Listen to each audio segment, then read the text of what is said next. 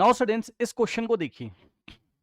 Sana decided to, या सना नाम है इनका, Sana decided to start participating for upcoming marathon. अब देखिए बच्चों, मैराथन जो होती है उसमें लोग प्रैक्टिस करते हैं ना भाई। एक दिन जाएगी तो फर्स्ट डे उसने she decided to gradually increase duration, है ना भाई। मैराथन तो बहुत टाइम के लिए होती है, तो आपको प्रैक्टिस करना पड़ेगा ना, अपनी बॉडी का स्टेमिना उसी हिसाब से बनाना पड़ेगा। तो she rain for 10 minutes on the first day. तो ध्यान सुनिए, फर्स्ट डे को हम A1 से मान लीजिए दिखा रहे हैं, तो फर्स्ट डे वो 10 मिनट्स, और ये टाइम आपका मिनट्स में चल रहा है, 10 मिनट्स के लिए दौड़ती है। फिर second day and increase the duration 5 minutes every day. मतलब जब सेकंड डे जाएगी तो अपने मन में सोचती भाई फर्स्ट डे तो मैंने 10 मिनट्स की प्रैक्टिस करी है, अब सेकंड डे में 5 मिनट्स और प्रैक्टिस करूंगी, यानी कि 10 + 5 15 मिनट्स की प्रैक्टिस वो सेकंड डे करेगी। ठीक, फिर थर्ड डे वो 5 मिनट और इंक्रीज करेगी, उसने बोला ना increase the duration by 5 minutes every day. Okay, तो अब नेक्स्ट थर्ड डे वो 20 मिनट्स की प्रैक्टिस करेगी। और ध्यान से सुनिएगा मेरी बात को, ये जो आपका टाइम चल रहा है ना, मिनट्स में चल रहा है, टाइम इन मिनट्स। ठीक, ये एपी तो बन रहा है, चेक कर लो, एपी तो है। इस एपी का फर्स्ट टर्म कितना है, 20 है। कॉमन डिफरेंस हमारे, सॉरी 20 कह रहा हूं, 10 है, ठीक है ना।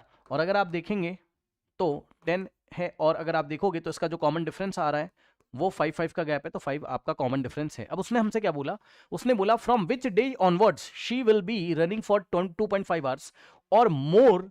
हाँ, फ्रॉम विच डे का मतलब है कौन सा नंबर ऑफ डे ऐसा होगा, फर्स्ट डे ऐसा होगा कि सेकंड होगा कि थर्ड होगा कि फोर्थ होगा कि फिफ्थ होगा कि सेवंथ होगा, कौन से दिन से वो 2.5 आवर या उससे ज्यादा की प्रैक्टिस करेगी, है ना। मतलब समझिए, हम वो मिनिमम नंबर, हम वो मिनिमम पोजीशन वाला डे निकाल लेते हैं जिस से वो 2.5, जिस दिन हम वो निकाल लें, बस ध्यान सुनिए, हम वो वाला दिन निकाल लें, वो वाले दिन का हम नंबर निकाल लें, वो वाले डे का नंबर निकाल लें, वो वाले डे की पोजीशन निकाल लें जिस दिन वो 2.5 आवर की प्रैक्टिस कर लेगी।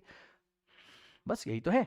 तो उसने एक तरीके से आपसे यही तो पूछा है, ध्यान सुनिएगा, कि nth टर्म आपका क्या हो जा रहा है, nth टर्म आपको कितना दिया है, 2.5 आवर, यही तो है भाई। nth टर्म आपको कितना दिया है, 2.5 आर आपको दिया हुआ है, ठीक है ना। यही तो n की वैल्यू आपको निकालनी है, तभी तो पता चलेगा ना भाई। nth टर्म आपका nth पोजीशन पे आ रहा है, तो इस दिन यहां पर आपको, अगर आपने n की वैल्यू निकाल ली तो पता चलेगा ना कि कौन से नंबर, ये आपका first day, second day, third day, fourth day, fifth day, इस तरीके से कौन से दिन पे वो 2.5 आर की प्रैक्टिस कर ली जाएगी, यानी कि nth टर्म आपको दिया हुआ और n की वैल्यू आपको निकालनी है। ठीक, तो यहां से n की जो भी वैल्यू आएगी उस दिन, तो मतलब अभी मैं निकाल के दिखाता हूं फिर पता चलेगा। आप सुनो, nth टर्म आपका 2.5 आर है, मिनट में चेंज कर लीजिए बिकॉज टाइम आपको मिनट में दिया हुआ है ना। तो ये 5 मिनट बढ़ाते बढ़ाते बढ़ाते बढ़ाते 2.5 डे की, 2.5 आवर्स की प्रैक्टिस करती है किसी दिन। तो 2.5 आर को हम मिनट में कैसे करेंगे, 60 से मल्टीप्लाई करके। तो 60 से मल्टीप्लाई करेंगे तो हमारे पास क्या आ जाएगा यहाँ पर भाई, 1 आवर में 60 मिनट्स होते हैं ना, तो 2.5 आवर में कितने होंगे, 2.5 इंटू 60। अब पॉइंट यहां से हटा दीजिए, तो 10 हमारे पास आता है, 10 1 जा 10 6 जा, और अगर आप देखोगे 25 इंटू 6 कितना हो जाएगा हमारे पास यहाँ पर, 6 5 30 और 3 6 2 12 15, 150 मिनट्स। यानी कि अब आप पूरा ध्यान सुनिएगा, अब क्या कहानी चल रही है। चल एक्चुअल में ये ऐसा कुछ रहा है, इसको थोड़ा नीचे खिसका लेते हैं, यहाँ पे ऐसे। हाँ, अब सुनो, फर्स्ट डे इतना, सेकंड डे इतना, थर्ड डे इतना, ऐसे करते करते 5 मिनट बढ़ाते बढ़ाते बढ़ाते बढ़ाते बढ़ाते बढ़ाते nth डे वो कितने मिनट की प्रैक्टिस कर रही है, 150, और आपको यही n बताना है।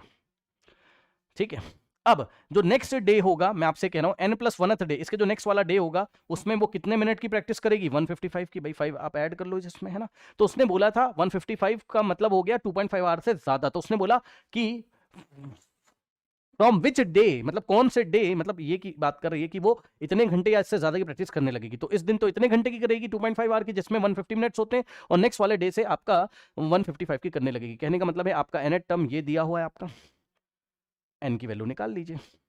ठीक, तो nth टर्म आपका कितना है, 150 मिनट्स है, और लगा देंगे a plus n-1 into D is equals to 150, और a हमारे पास कितना है, a हमारे पास कितना है, a हमारे पास कितना है, 10 है।